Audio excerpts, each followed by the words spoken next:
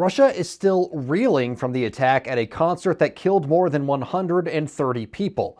ISIS-K, a wing of the Islamic State, claimed responsibility for the attack, which also injured more than 180 people. But Moscow is doing its best to tie Ukraine to the attacks and drum up more support for its war effort.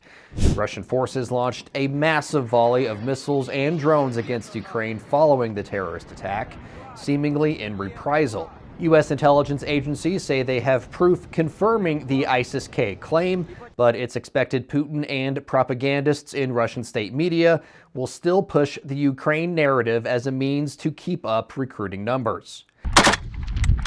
Ukraine started warning weeks ago that Russia was preparing for a large summer offensive. And 2 days before the attack at the concert hall, Russia's defensive minister, Sergei Shoigu, announced the formation of 2 new armies this year.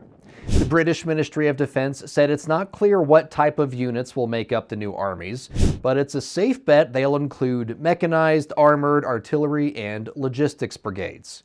The UK says Russia's recruiting efforts continue to be successful, so the new armies should not have a staffing problem. But if recent history holds true, it's likely the new armies will run into the same problems as the current armies.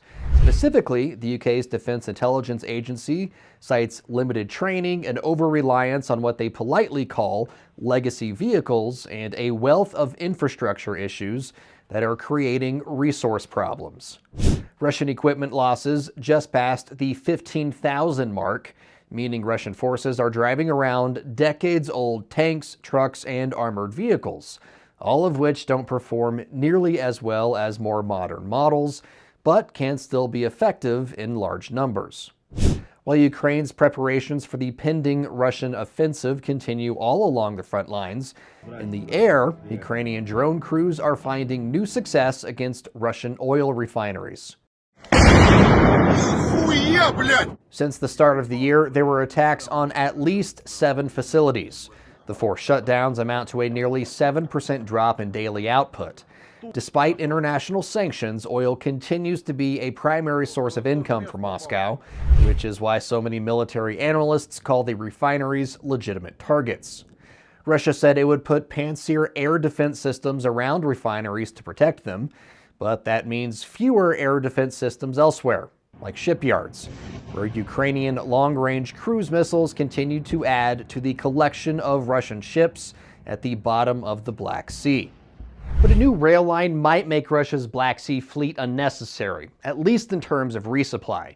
Vladimir Putin recently said a new 60-kilometer stretch of railroad was just completed between Kolosky and Komyanka in occupied Ukraine, which is this area right about here. Now, that rail line is supposed to tie into existing rail lines that lead to Melitopol and to Rostov-on-Don.